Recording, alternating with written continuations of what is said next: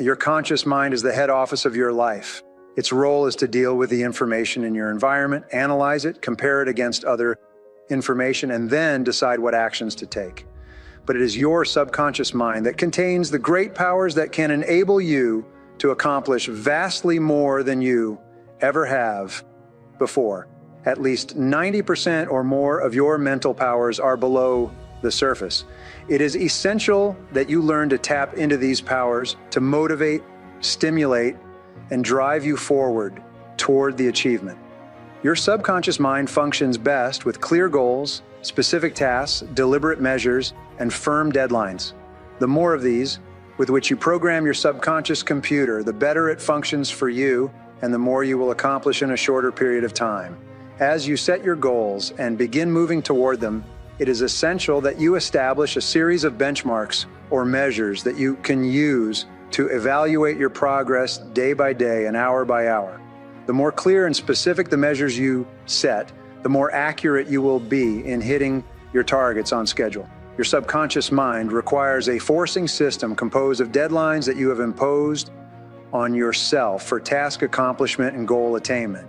Without a forcing system, it becomes easy for you to procrastinate and delay, and to put off important tasks until much later, if at all. There are 3 keys to peak performance in achieving your goals: commitment, completion, and closure. When you make a firm commitment to achieve a particular goal and put aside all excuses, it is very much like stepping on the accelerator of your subconscious mind. You will be more creative, determined, and focused than ever before. Great men and women are those who make clear, unequivocal commitments and then refuse to budge from them no matter what happens. Completion is the second ingredient in peak performance. There is an enormous difference between doing 95% of a task and doing 100% of a task. In fact, it is very common for people to work very hard up to the 90 or 95% level and then to slack off and delay the final completion of the task. This is a temptation that you must fight against. You must continually force yourself, discipline yourself to resist this natural tendency and push through to completion. Every time you complete a task of any kind, your brain releases a small quantity of endorphins. This natural morphine gives you a sense of well-being, elation. It makes you feel happy and peaceful, stimulates your creativity, and improves your personality. It is nature's wonder drug. The more important the task that you complete, the greater is the quantity of endorphin that your brain releases, very much like a reward for success and achievement. Over time, you can develop a positive addiction to the feelings of well-being that you receive from this endorphin rush. Even when you complete a small task, you feel happier. When you complete a large task, you still feel happier.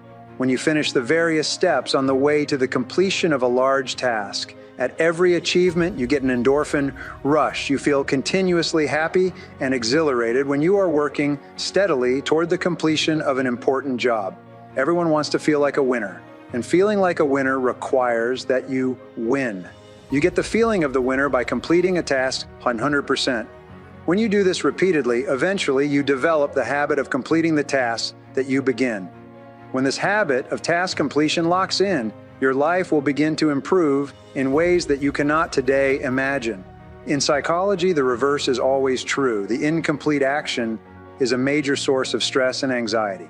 In fact, much of the unhappiness that people experience is because they have not been able to discipline themselves to follow through and complete an important task or responsibility. If you have ever had a major assignment that you have been putting off, you know what I am referring to. The longer you wait to get started on an assignment, and the closer the deadline approaches, the greater stress you experience. It can start to keep you up at night and affect your personality.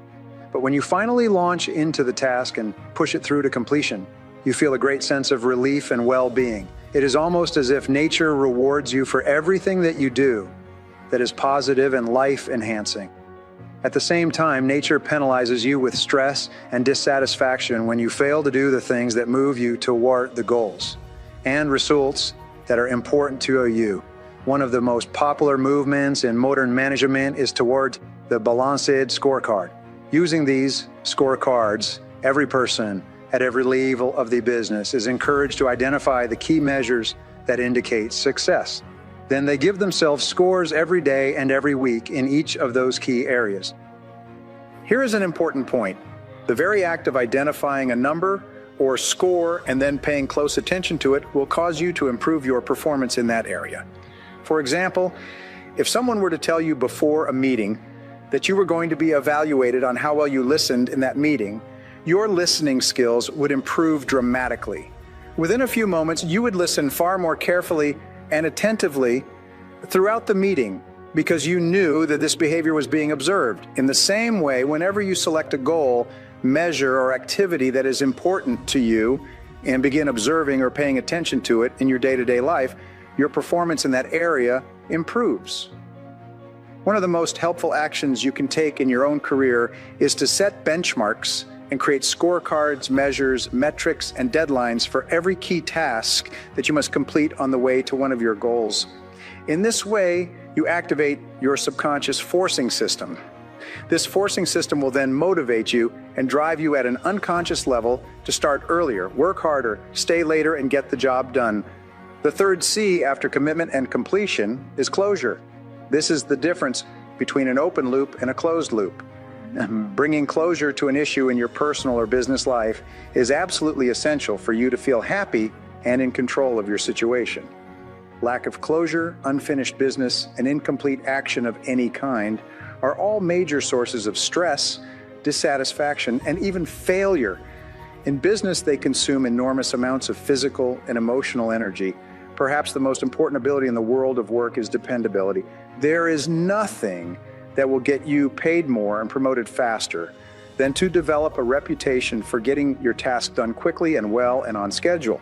Whatever your goals, make a list of all the tasks that you will have to accomplish in the achievement of those goals. Put a deadline on every one of those tasks. Then work every day and every hour to hit your deadlines.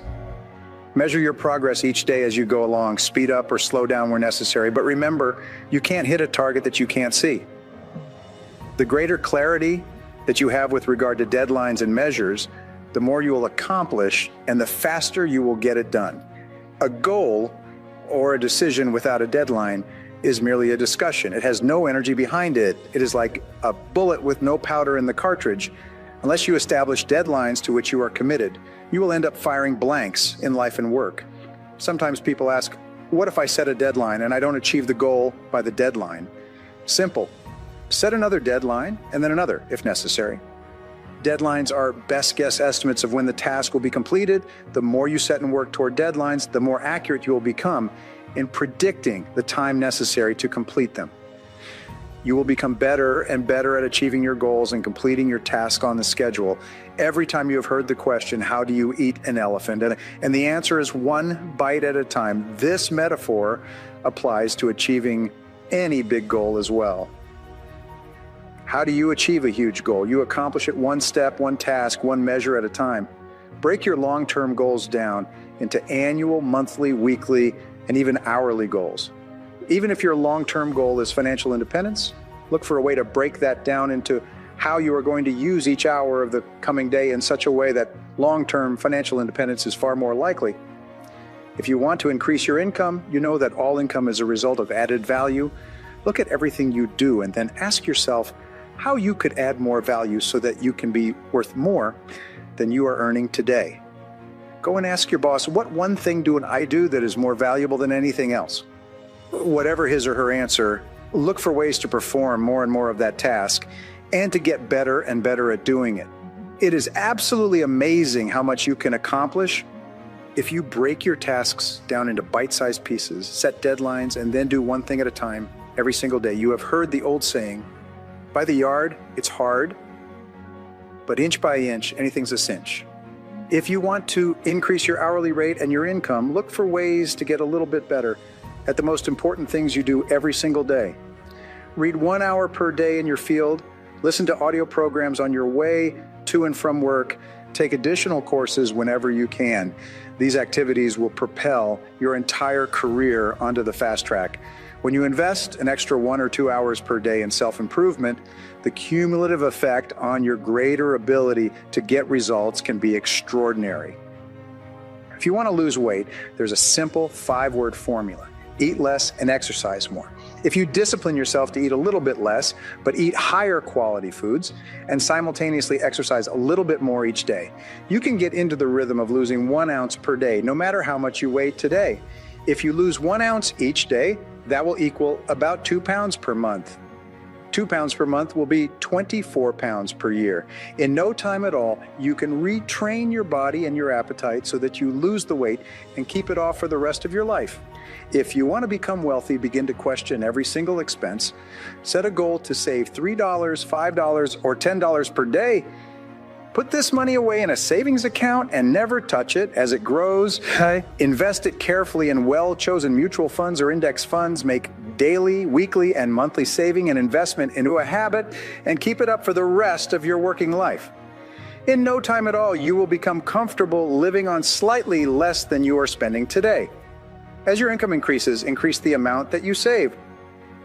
In a few weeks, a few months, a few years, you will be out of debt and have a large amount of money put away and working for you. A few years down the road, you will be financially independent. If you read 15 minutes each evening, rather than watching television, you will complete about 15 books per year. If you read the great classics of English literature for 15 minutes each day in 7 years, you will have read that 100 greatest books ever written. You will be one of the best educated and most erudite people of your generation, and you can achieve this just by reading 15 minutes each evening before you go to bed.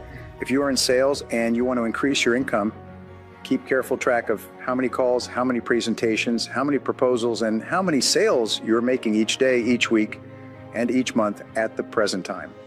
Then set a goal to increase your number of calls, presentations, and proposals per day.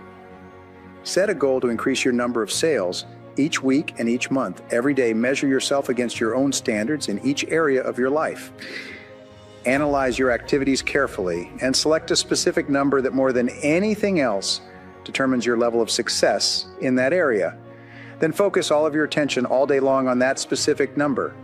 The very act of focused attention will cause you to perform better in that area, both consciously and unconsciously.